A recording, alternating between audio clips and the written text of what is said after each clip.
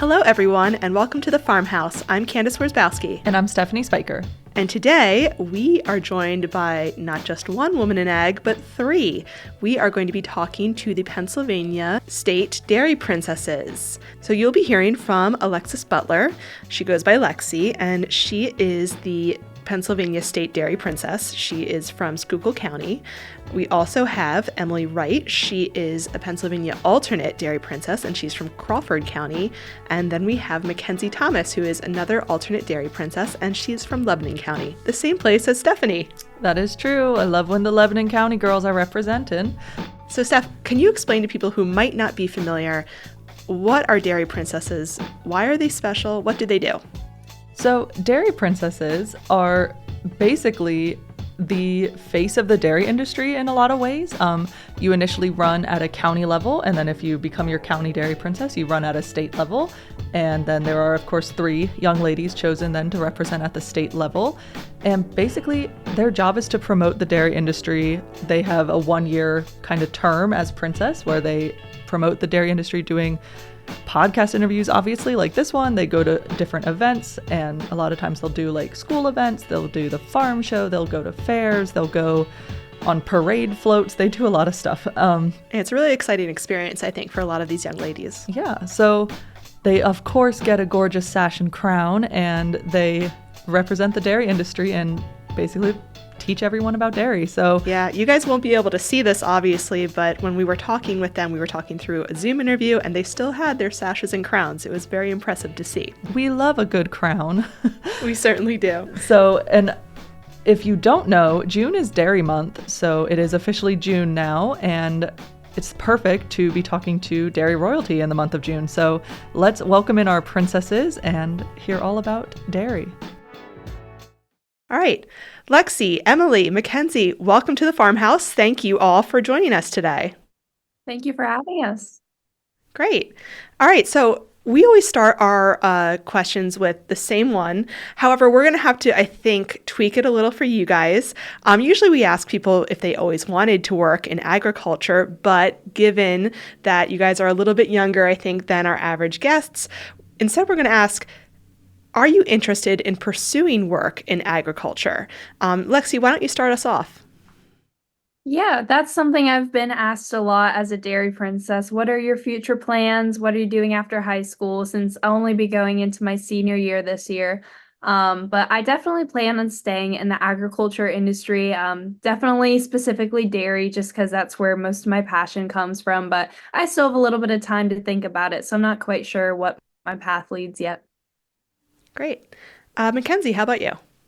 I've always, I wouldn't say had an undying passion for agriculture, but in these last couple years, through FFA and different leadership opportunities, I've learned to fall in love with it.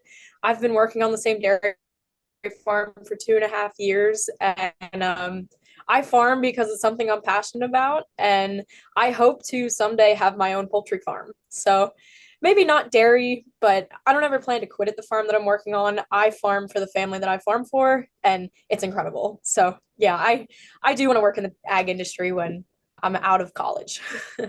Great. And Emily, how about you? Are you interested in pursuing work in agriculture? I'm a little bit older than the 2 other girls, so I'm a junior in college already. So I've kind of picked my career path. I'm in secondary education in English, so I'm going to be a teacher. However, my family owns a small farm, and I do plan on continuing to show dairy cattle. My dad works off the farm as well, so he does part-time farming, full-time at a tool shop. So I do plan to do kind of what he does with working on our farm, but not like a set-in-stone agriculture-based job. No. Very nice.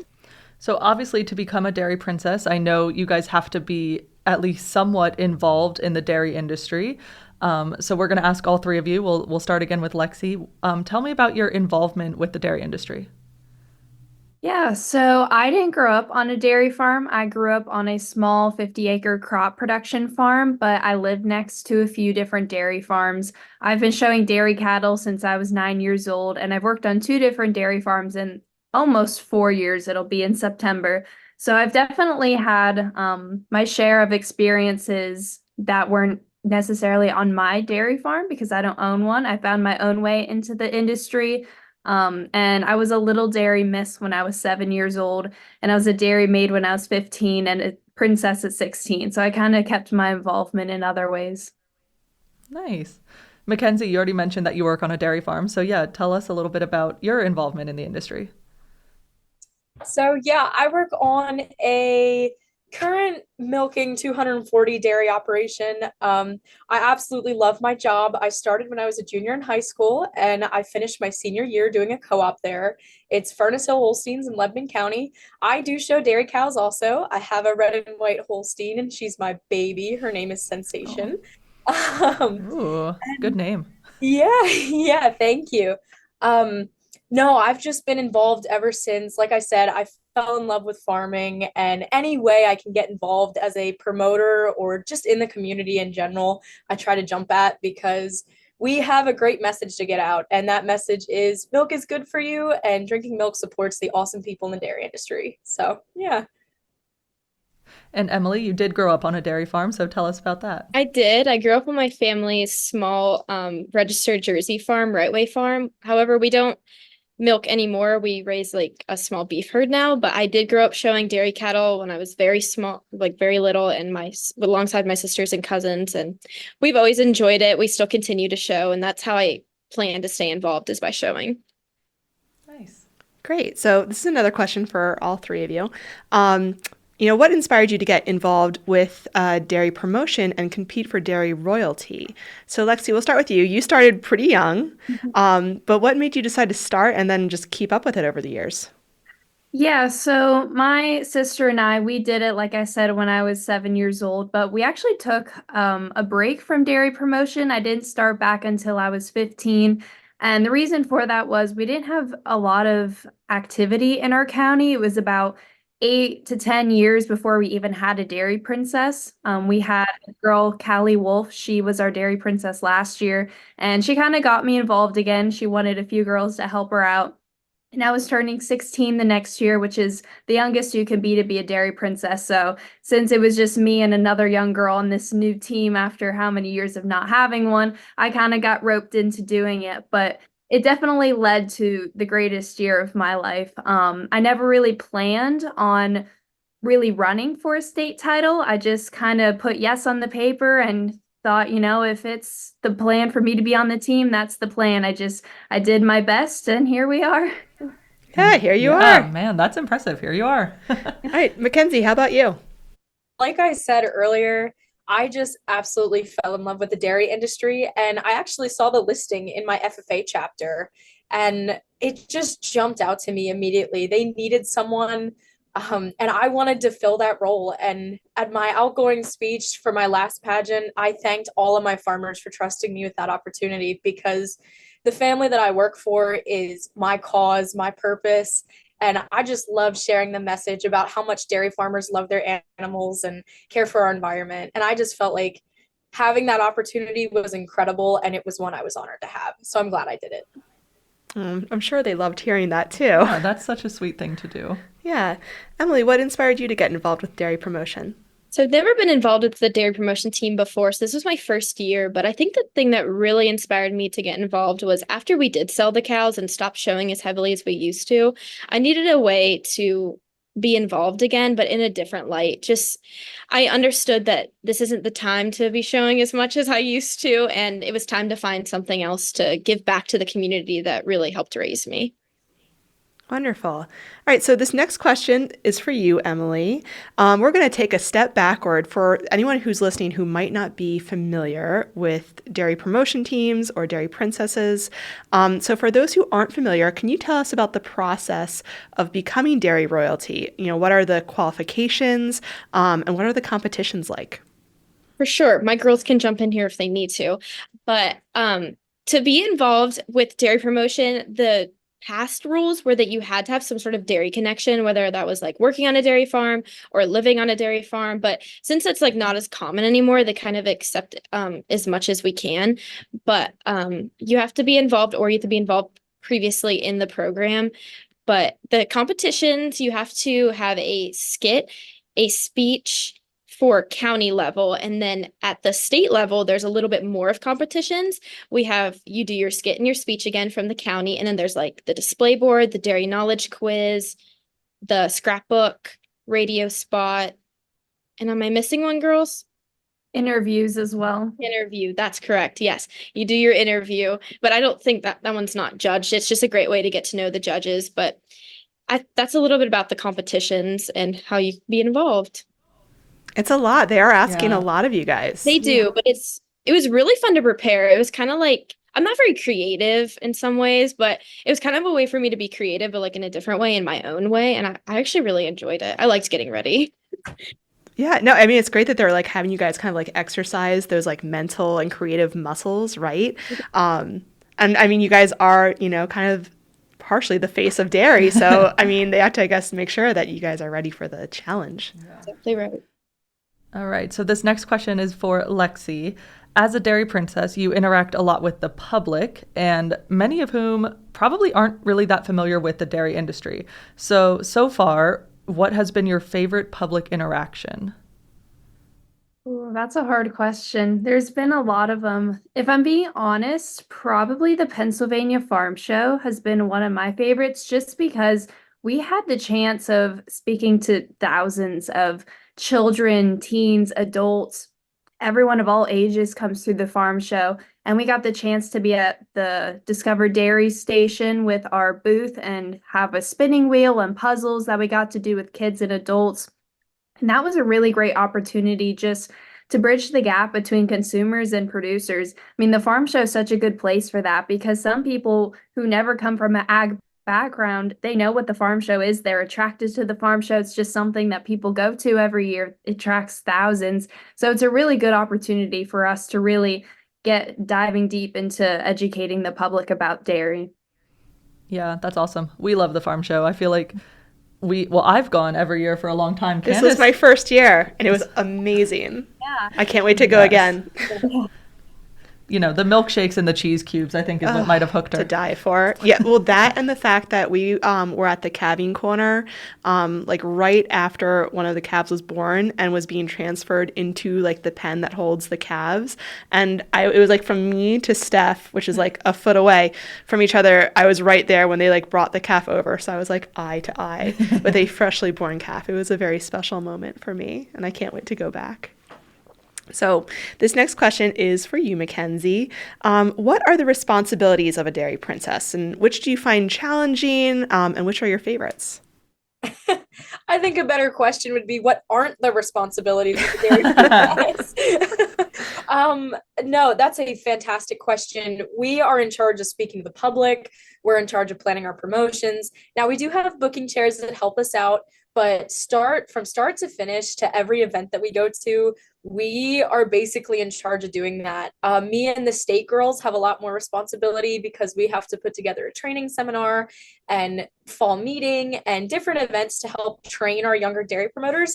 But it's certainly a lot. We travel to speak to people. We travel to set up events. We do a lot of stuff. And then we have the privilege of doing stuff like this with you guys, which is super cool. But we wear many hats as dairy princesses.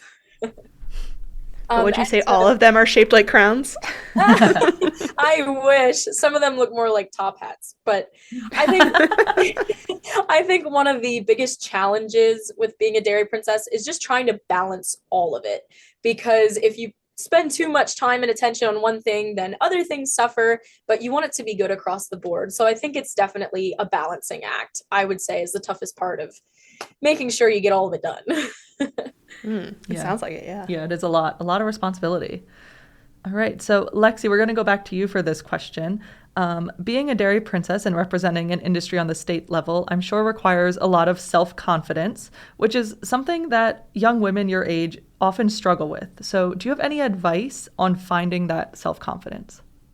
Yes, I actually love that question because that was a big thing for me at the state competition. I went into it with the theme of my skit and my scrapbook. It was Don't Stop Believing, as in Journey's favorite song. Yes.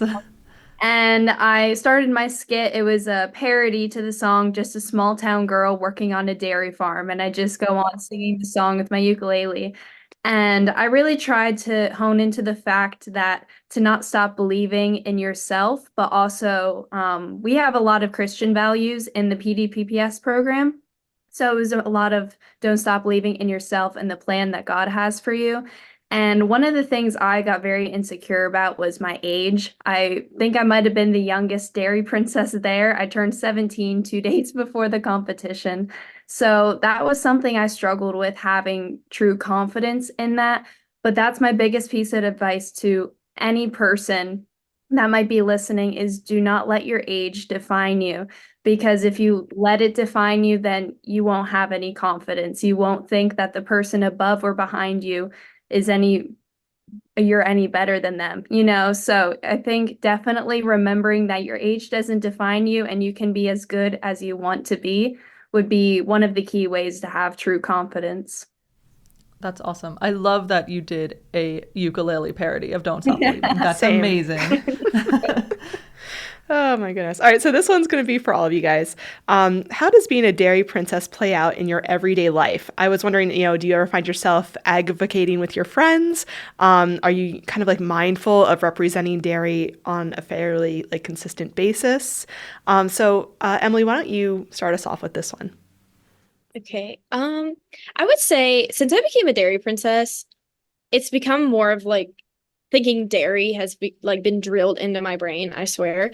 So I think more like a dairy princess often. So I'm like, how can I turn this into a promotion? But I like definitely at school, at college, like there are a lot of kids who don't know that milk is actually good for you and that those products are good. So I kind of like take a lot of my school things and I turn them into dairy princess things. So like I had a public speaking class, for example, and I wrote a speech about why drinking real milk is good for you. And actually I got some really good reviews on it from the students and they actually really enjoyed it. And I don't know, it was just a great way for me to spread the word. I really like to do that on my campus more than anything. I just feel like college students they're our future. So we need to hit that spot the hardest. Oh, that's great. I mean, it's great to hear. Mackenzie, how about you?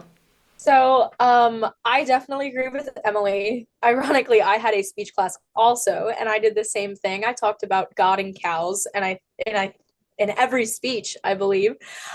Um, but yeah, I mean, I'll even approach someone in the dairy case, and when they pull out that dairy alternative for them, I genuinely walk up and I ask them, hey, if you don't mind me asking, why are you buying that? And then they'll give me their reasons, and I'll say, well, it's completely up to you. But if you go with dairy, you have 13 essential nutrients, or it's better for your kid's bone and brain, like, or bones and brain. Um, so I think just engaging people at the local level and having a friendly conversation with them is huge because a year ago, I wouldn't have thought to do that. But Mm-hmm. when I see them, it's a perfect opportunity. So, yeah. I think that also speaks to what Lexi was saying about, confidence. I mean, it takes a lot of confidence to walk up to someone, in the middle of the grocery store and just strike up a conversation. So I feel like that's, something that has come with this position for you as well, probably. Definitely, yeah. All right, Lexi, how about you? How do you find yourself advocating or discussing dairy in your everyday life? I would say it's ironic that all three of us have written a school speech about real dairy products. I did the same, and that was the best grade I got in my English class because it's truly something I'm passionate about. But since a lot of my time is spent in high school, a lot of the kids, I'll hear them call me princess or the Dairy Queen, and sometimes they're not so nice comments from them. But honestly, I kind of choose to take it as a compliment because that means I'm representing the dairy industry like I should be. If when they look at me and they see cows, then that's a good thing in my opinion. But definitely I try to write about it any chance I get. When I'm in public, like Mackenzie said, and you see people grabbing that imitation product, you should just have the confidence to go up and ask, hey, like, can I tell you some good news about real dairy products or some good alternatives for lactose intolerance that may not be plant-based, different things like that. And it's pretty known in my community, the kind of way I want to represent the dairy industry. I mean, people just whenever they buy me a gift, they think cow, you know? So, I mean, hey, if that's how you look at me, then I guess I'm doing a good job. But yeah, I That's right. definitely, like the other two girls, we just really pride ourselves in representing it any way we can. Nice. That's awesome. All right, this next question is for Emily. So I know you actually did mention that, you're planning to be a teacher. So even though your future career plans aren't in the dairy industry, how can you use your experience as a dairy princess going forward? I just feel that being a dairy princess has helped me with my education skills for sure. So I just think that using what I've learned with being more animated and using like dairy related messages towards my students, I just think that's the best way to go about my classroom. I can add in little dairy princess topics here and there. And I just think that's a great way to have like fun with your students. There's like an adopt a cow program that would be great to do with my kids someday. I just really look forward to adding in my new skills of being a dairy princess to my classroom. Yeah, I feel like being in dairy promotion and being a teacher, I feel like that definitely has. Goes hand in hand. Exactly. Yes, We're exactly. always educating, and that's what we do. That's what we try to do. So I just think that's the skills I've learned are to better educate through my school studies and through Dairy Princess. Yeah. Nice. Oh, and for anyone who hasn't listened to all of our episodes, you can learn more about that Adopt a Calf program if you go back and listen to our Jane C. Wright episode, because she goes into more detail about that very awesome program. All right, so this next question is for Mackenzie. Dairy Princesses, you guys have to go through some pretty rigorous training, which includes getting, downloads on the dairy industry and dairy food nutrition, which obviously you guys are all sharing with the public now. What's something you learned during your training that you think more people should know about? That's a fantastic question. I really think more people should know about the brain effects and really the total effects of drinking whole milk versus drinking skim milk.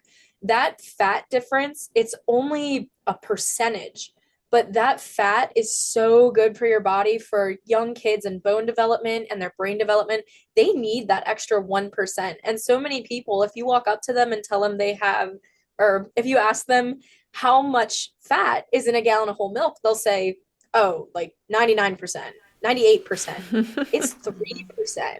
And I think the public just needs to know that, because that fat is essential for almost all of our body's functions.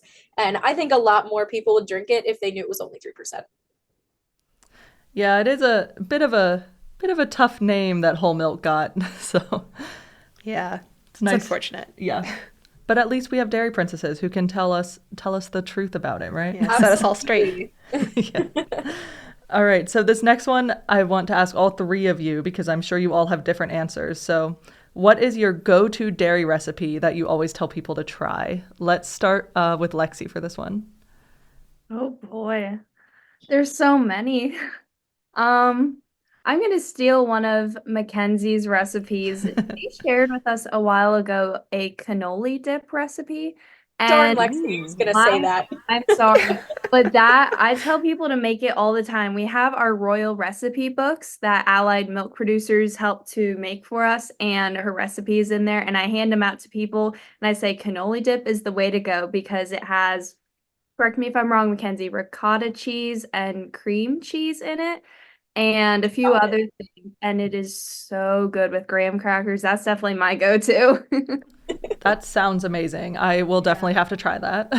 All right, Mackenzie, I'll put you on the spot to try and think of another one now that Lexi stole yours. Okay, so I would say my mom's homemade mac and cheese. She uses like 4 different cheeses and milk and butter. Oh my goodness, it's the best mac and cheese I've ever had in my life. I'll have to share the recipe with you guys, but hands down, if you can like sit down and cook, that is my favorite recipe. But my quick and easy one, Lexi stole. But that is a We're good also one too. That is we are huge mac and cheese fans here, that's for sure. We're just cheese fans Yeah, in general here. Just give me cheese and love I'm happy. it. Love it. All right, Emily, do you have a go-to? I do. So like as Lexi was mentioning earlier, which I forgot, we also compete with our recipes as well. But I was runner-up with my recipe of pumpkin mousse, I think it's called, and it has like Ooh. whole whipping cream and I think cream cheese in it. And it's basically like pumpkin pie, but without the crust. So it's delightful. I love pumpkin, so I thought it was Nice. What do you eat that with usually? You can just eat it plain, just like mousse, Okay, just straight. but you can Love it. with a graham cracker too is really good. Oh, okay. That sounds great. I feel like that's a good fall go-to. Very light too. See, I love asking. We've asked a couple, or at least one other person. We asked Jane Seabright, actually, her go-to dairy recipe, and I love getting little recipe tidbits on here because now I'm already like, well, now I need to go home and make mac and cheese and cannoli dip and pumpkin pie stuff. Like, I love it. So, yeah. Although I just wind up being really hungry at the end of all these things. It's true. Now I just want a snack. All right, so our final question is a question we asked to everyone on our podcast. So, of course, all three of you will get a chance to answer this. And it is, what does being a woman in ag mean to you? And we always joke that it's the big one. So take a second, think about it, and we'll start with Lexi. That is a really good question because it's a hard one. You want to answer it in a respectful way because I feel like women in ag are such an amazing part of our country, because they're just, especially like FFA is an organization I always look at, and I admire our state officers and our national officers. Like our national FFA president is a woman this year, so I just feel like the impact that women have in agriculture is becoming so great as time goes on.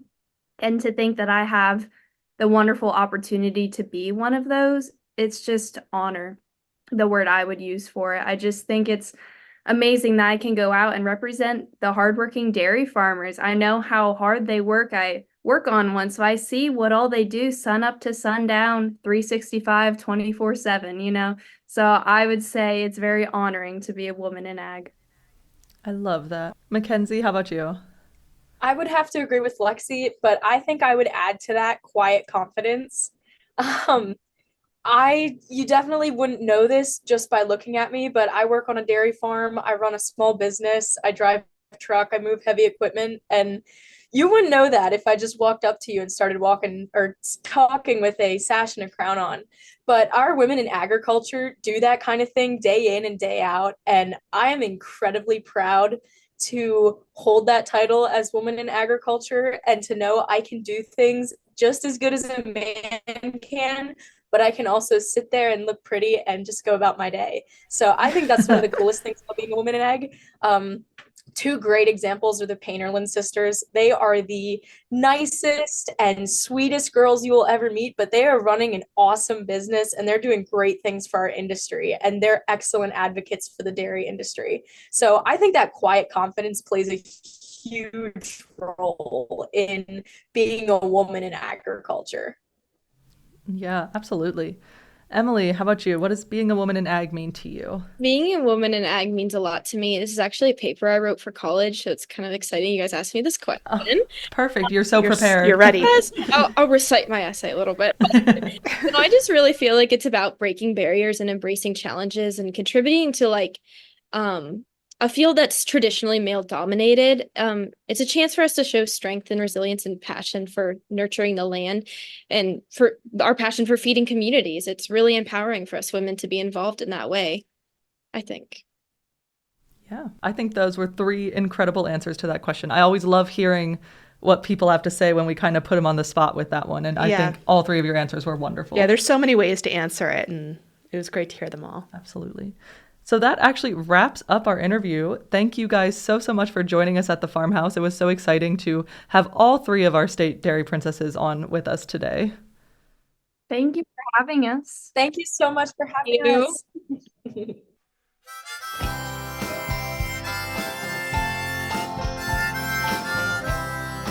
It was so great to have royalty join us here at the farmhouse. I thought Lexi, Emily, and Mackenzie all did such a great job promoting dairy and representing the Princess program. I was so impressed by how well-spoken they all were when I was that age. I don't think I could have strung a sentence together in that kind of situation. Exactly. It is so impressive, and that confidence and the poise they all have for being so young is wonderful to see. And I also was very intrigued by all of the recipes they were talking about. I want to try every single one of them. And don't worry, because we can. They're going to send us the recipes and they're going to be linked in the show notes. So if you want to make any of those really tasty dairy dishes, they're available. Make them and if you do make them, maybe, I don't know, post a picture of it, tag us, or email it to us, or just eat it and enjoy it. You don't have to tell us. That's fine too. But I'd love to hear about it all the same. We're going to have even more dairy recipes coming your way on LancasterFarming.com because June is Dairy Month, and every year we invite people to submit dairy recipes for our B section, and that means we get tons of recipes all featuring dairy products rolling in, and most of them get featured on the website as well. So come on over to LancasterFarming.com and you'll find all kinds of dairy recipes. Everything from desserts to appetizers. There's soup sometimes. There's a huge spread every year. Literally anything you could think of that you could make with a dairy product, we'll probably have a recipe for it. And every year for the past couple years, I also do a handful of recipe videos on our social medias, specifically TikTok and Instagram, where I pick some of my favorite recipes that come in, and I make them for you guys on the socials, so you can watch me cook, even though I don't think it's my strong suit, but it's fun to do anyway, and then I get to eat it, so I'm happy about that. And you might catch a glimpse of Suki, Steph's dog. That's true. She does like to make an appearance and kind of wander through the video occasionally. All right. So with that in the books, we are going to be taking another short break from the farmhouse. We will be back on July 11th. So we hope everyone has a wonderful start to the summer and a great dairy month. If you have any questions or thoughts about things you heard on today's show or any of our shows, you can always email us at farmhouse@lancasterfarming.com, or you could reach out to us on social media at Lancaster Farming. Yeah, so even though we're taking a break from the podcast, we still have lots of stuff going on in the print paper, on our website at lancasterfarming.com, and on all the socials, so give us a follow. Facebook, TikTok, Instagram, we're on YouTube as well. We're kind of everywhere, so we might not be in the farmhouse, but we are around, so you can still tag along with us. And if you did enjoy this episode, or if you enjoy this podcast in general, please give us a rating, give us a review, give us a follow, and we would be eternally grateful. All right, Steph, are you ready for Dairy Month? I'm ready. I'm going to have some ice cream and cheese, and I'm going to be very happy about it. That sounds good to me. All right. Thank you, everyone, for joining us today at the farmhouse. I'm Candace. I'm Stephanie. Thank you for joining us. We'll talk to you on July 11th. Bye. This episode of The Farmhouse is copyright 2024 by Lancaster Farming Newspaper, part of the Steinman Communications family. It was written by Stephanie Spiker and Candace Wierzbowski. It was produced by Eric Herlock and Matt Lee. The music you've heard throughout today's show is courtesy of Tin Bird Shadow.